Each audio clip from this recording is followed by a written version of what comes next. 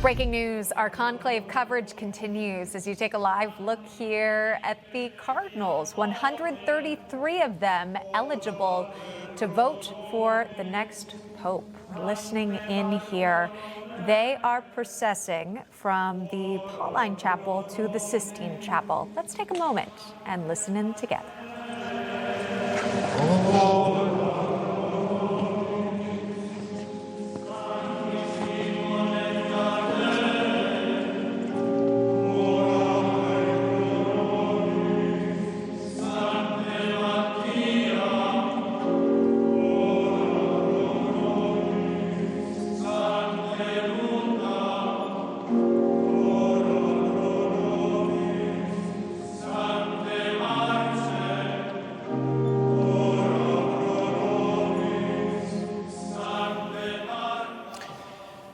And so it begins. 133 Cardinals making their way to the Sistine Chapel right now. This is the start of the conclave. We'll give it over to Rob Finnerty now, joining us with Tracy Sable. Guys.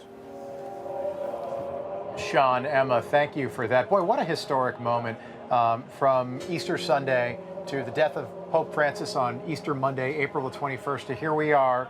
We've got Cardinals walking into the Sistine Chapel, and we can hear behind us, they've got the speakers on in St. Peter's Square. It really is quite a moment. You think about this has gone on for well over 1,000 years now. I want to welcome back in Tom Williams. Tom, you've been here for 30 years. You've seen this 3 times, I believe. This is the 3rd. Yeah. Take us through what we're looking at. Well, this is a very beautiful moment, and we've talked a lot about the spiritual elements of what's going on. And right now, as they walk, the Sistine Chapel choir is singing the Litany of the Saints. The Catholic belief is that the saints in heaven can actually pray for us. And what they're repeating over and over again, they say St. Joseph, St. John the Baptist, pray for us, pray for us, pray for us. What they're doing is requesting for the prayers of all the saints in heaven to accompany them and give them those graces that they're going to need to carry out this daunting task that they have before them. Yeah, it is so beautiful and so important as well. It really is, and I think that it's also a reminder as the prayer is happening that it's what's going on in their heads about, they have to be thinking about the candidates, they have to be thinking about the future of the church, and it's a reminder that this is really a deeply spiritual thing, that it's for the good of souls. It's not just for some temporal good, it's not just a political thing, it's actually about salvation. Yeah, and at stake, the church's approach to the modern world and so much more. And that will happen, that will play out over the next several days. It's true, and something that's been repeated over and over in past days is the fact that over the past 12 years, Pope Francis did not put emphasis on doctrine. He did not, it wasn't his thing. He put emphasis on pastoral outreach and other things. And there's a real growing sense that a return to clarity and teaching about what the Catholic Church is and what it believes is absolutely essential right now. Yeah, going back really to Catholic doctrine. Yeah. Very important.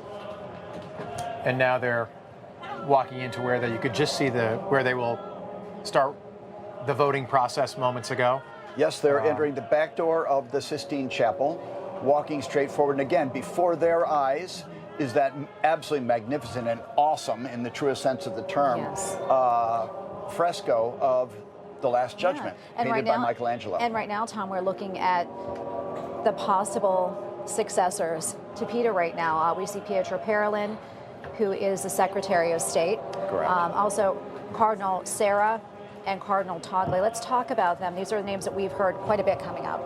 Absolutely. So Cardinal Parolin is looked upon as somewhat of a consistent with Francis because he was Francis's right-hand man, so something that would kind of carry on his priorities. Cardinal Sarah from Guinea in Africa is conservative. He used to be in charge of the Vatican's liturgical office, and he is someone that has really spoken out very, very clearly about the problems of modernity and not taking these, making changes too quickly. And he's been a favorite of those who are more conservative in their outlook. We have Cardinal Tagle, who is the Cardinal Archbishop of Manila in the Philippines, another favorite of Pope Francis's. He's gotten into a little bit of trouble of late. He's a little maybe too free with a microphone. He's a bit of a he was singing John Lennon's Imagine, and that went viral all over the internet. It was wondered aloud whether that was an appropriate thing for a cardinal of the church to do. Oh yes. You know, people might not remember John Lennon, of course. With Yoko Ono. John Lennon at one point said that the Beatles were more popular than Jesus. That was in the 1960s, but that was hugely controversial. Mm-hmm. So maybe John Lennon's not the right choice. Well, John Lennon is, yes, the words of that song itself, right? Imagine there's no heaven, imagine there's no religions. Right. I mean, it's kind of like wishing yourself out of a job if you're a cardinal. Well, so that's what I was going to say. Over the past 12 years, the church's moral voice has been, in my opinion, again, just my opinion, but a bit diminished during the pontificate of Pope Francis. Does the new Pope, whomever this person is, need to restore that? I think that's a general feeling. And again, not only among those cardinals that are more on the right. I've heard many cardinals who are more centrist and some even on the left who are saying we really need stability. Francis very famously said early in his pontificate, we got to go out and make a mess. And he did. He's a disruptor. He was truly a disruptor. And this is something that he thought was good for the church.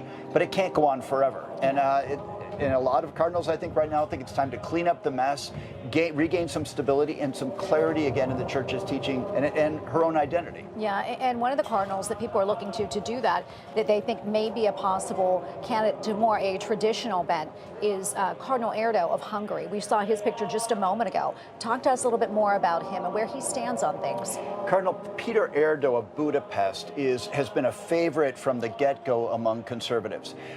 He's not terribly old, but he's not terribly young. So they're not looking at a very, very long pontificate. But he's done a very, very good job in Budapest, and he's very, very clear on disciplinary and moral questions in the church. He hasn't been one to bend with the times. And he also is very, very good with his priests and with his people.